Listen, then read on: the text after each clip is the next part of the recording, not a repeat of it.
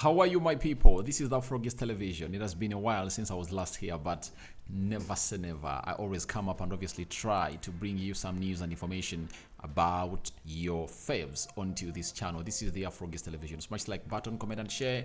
If you're only watching us for the very first time, endeavor to subscribe to this channel so as not to miss out on stories that we do upload in here on day. Now today, we are back with Khosi. Khosi has gone ahead and obviously broken silence on why they are no longer still with Yemi, and other housemates like Peleng. They don't walk along together. Even Thabang, all the men that Khosi got close to in that house, Yemi and Thabang are not in good terms with Khosi. I don't know what the cause is, but Khosi has gone ahead to obviously try to reveal to us as to why the situation is going on like that. Smash the like button close to 100 times and don't forget to subscribe. Allow me leave you with Khosi Twala revealing to us the cause of their having issues with Yemi, Peleng, and Thabang.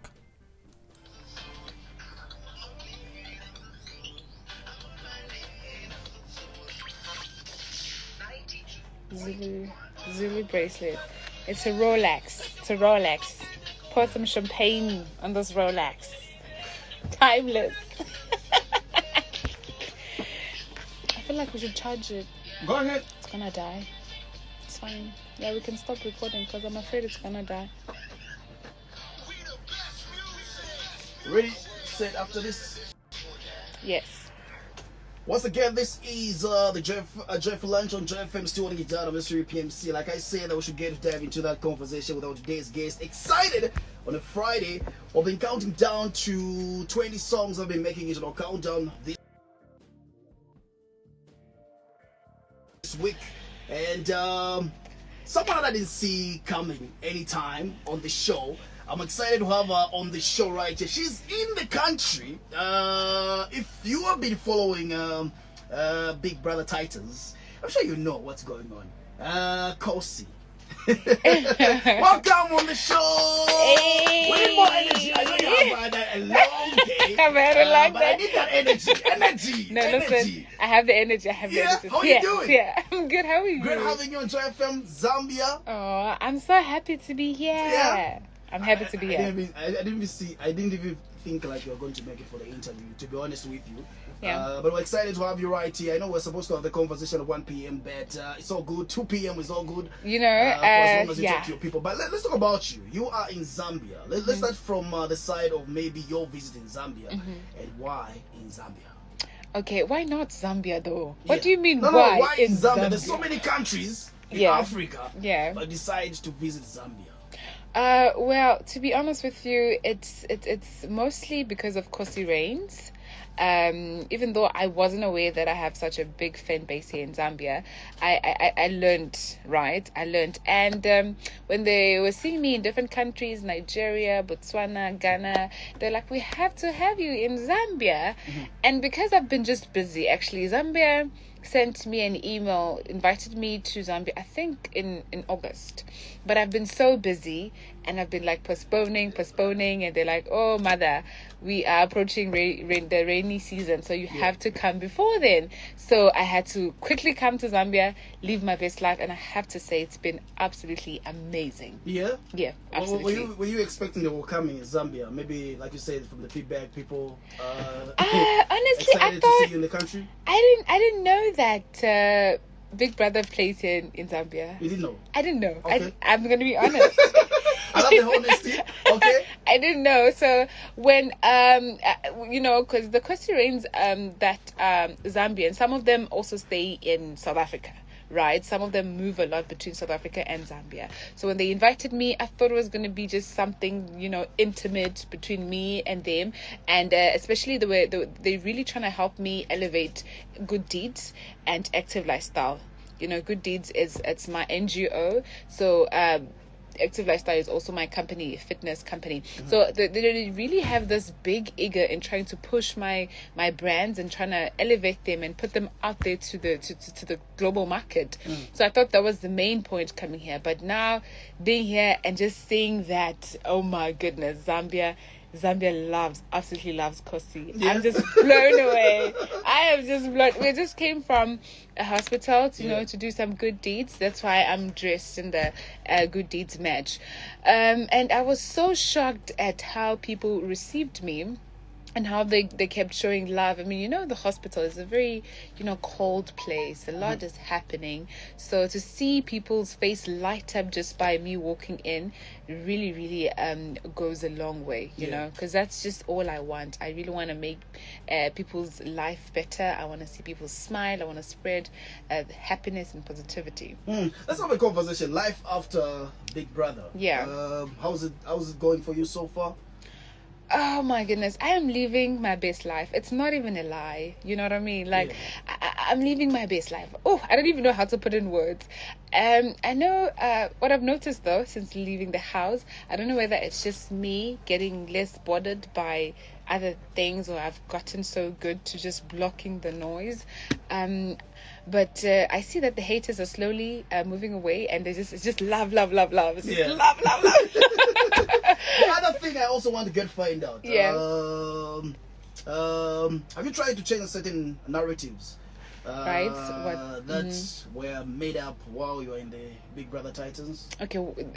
Well, which ones? Like. Okay. Well, we're talking about so many narratives that were happening in the house. Tell me about them. Let's talk about disagreements. Let's talk about some dialogues that you guys had in the house. Yeah. Misunderstandings. Yeah. Okay, and people misunderstanding certain actions that you were taking while in the house. You can be more specific, because I know this. But I'm sure you know where I'm driving at. Like what I'm trying to say is there are certain opinions when you go online, and maybe after Big Brother you try to look at what people are saying about you, do some certain opinions that people were talking about you were getting to you to a point where you're trying to change how people perceived you. I honestly, I feel like being in the spotlight and being a star of the moment, you're going to have a lot of things thrown at you. People are going to have their own thoughts of you. It's just like when you are a daughter at home and you are a colleague at work and stuff like that. People look at you, have different perspective of you. So it's the same thing as being in the spotlight. Other people are going to see the good in you. Other people are going to see the evil in you. Other people are going to see your weaknesses. Other people are going to recognize your strength, right? So I don't really take it personal. My only thing was that I lived my truth in the house, and it gotten me to a certain extent. It got me a nice 2 million rands. So why would I change? I kept on living my best life. I kept on emphasizing this my strength, and just basically focusing on the great stuff and the people that are just optimistic about my brand. So that was my main focus. So I wouldn't say I tried to come out of the house and change like any narrative. No, I played a game in the house, and if you don't know, Big Brother is a big game where there is like $500K in the line. Oh, 100K, sorry. $100K in the line. I mean, if you don't know that, I don't even know why you're watching the show. So it was a game. At the end of the day, there are people who are able to see through you, right? See through you above the game you're playing and stuff like that. Yeah. But let's talk about relationships to do with friendship that you had in the house. Absolutely. Is it still alive outside the house? Who are you in contact? Who are you talking to? Conversations wise? That one is very interesting, because I never thought we'll come out of the house and there'll be division among us as a house, or as the contestant of that season. I've always looked at Big Brother as a great experiment, and I feel like we are being watched. We are put in this platform, and there's so many eyes on us, and every one of us had like fans, right, or followers, or people who support us. So I've always thought coming together makes each and one of us stronger. I've never had any intention to have an opponent or someone I'm against. I've always had like an open heart and embracing everyone, because I know that will be very much beneficial when it comes to my brands, when it comes to my business. Whoever doesn't like me probably likes somebody else, and them being there for me or working as a team basically gives me a greater exposure. So in terms of friendship, the ones that I'm close with, I think it's pretty clear who they are. You see them when I'm hanging around, Melly, Marvin. I hate mentioning because I always forget someone, right? So then it's a problem. Yeah. But also, the division is quite clear. There's like groups, like those people keep to themselves and those people keep to, and that's fine. But and I'm okay with that now. But honestly, in the beginning, I was very concerned, and not because I'm like Mother Teresa, but just because I'm a business-minded person, and I think about, if these people are shutting a door or building a wall, that means I can't reach to their audience, But yeah, that's just what it is. But I have to say, give advice to people who have interest in Big Brother. For instance, Big Brother Mzansi is coming up, and there are a lot of people who are already like trying to find out like tips and stuff. But the main thing I would want to leave people with is that when you go to Big Brother's house, even if you don't walk away with the money, always make sure that you walk away with meaningful connection, because that's where the money could be. Let's try to imagine if you were not the winner. Right. Big Brother. I mean, that's very hard to mention. Were you... To imagine. No, I'm trying to imagine. I'm kidding. Would you have been disappointed? If I didn't win? Yeah. No. Here's the thing about life, and I've heard people say this, and it didn't make sense until I think I went to Big Brother's house. So here's the thing. In life, it's just like when you have a business. If you are just so obsessed with the business itself and making money, it's quite hard to actually make the money. Focus on the business, not so much on the money and how much you're making. Even with me, with Active Lifestyle, every single cent I've made thus far, which is quite a lot than I had anticipated, I reinvested it back to the business. So it's the same with me when I was in the house. My only focus was making it just through that week. You know what I mean? My only focus was just getting through this week. Whatever happened at the end, like whether I won or not, I didn't really I didn't see myself winning, but I was just concerned about making it through just this week. So I didn't think I had the personality, especially for reality TV, to be a winner, because I've always thought like you need to have this big personality, you need to be very outspoken, you need to, I don't know, I didn't think I had that, but funny enough, because people watch, especially Big Brother fans, or people, or fan of the show, they've been watching the show for so long, they can see through people. You see, so it's very easy for them to decide their personal winner, even if like you don't win the show, but their personal winner. Yes, I don't think winning or losing would have done much damage. If you watched the show, you saw I was very intentional about why I was there. I always wanted to be clear on why I was there. I was selling myself from the moment I walked in, and I thought, because I always thought like this could be my last week, so I've always selling myself. So even if I left maybe on the fourth week, I would have done my best, and I would have imagined that maybe that's where my journey should end. Maybe there's something else that should follow after it. I don't think I would have taken it in a negative way. Still having a conversation with Khosi right here on the J for Lunch. The other thing I also want to get to find out before Big Brother. I know we've found out how life is after Big Brother. Now the other thing is before Big Brother. Yeah. How's your life like? What were you up to? Yeah. This question has another follow-up question. So I want to find out something like before Big Brother. Before Big Brother. What was keeping you busy? I had a full-time job at 9 to 5. Oh my gosh. So all my life I wanted to be a journalist, and I was working so hard to be a journalist. And when I finally got a job to be a journalist in one of the biggest radio stations in South Africa, I was like, yes, this is it.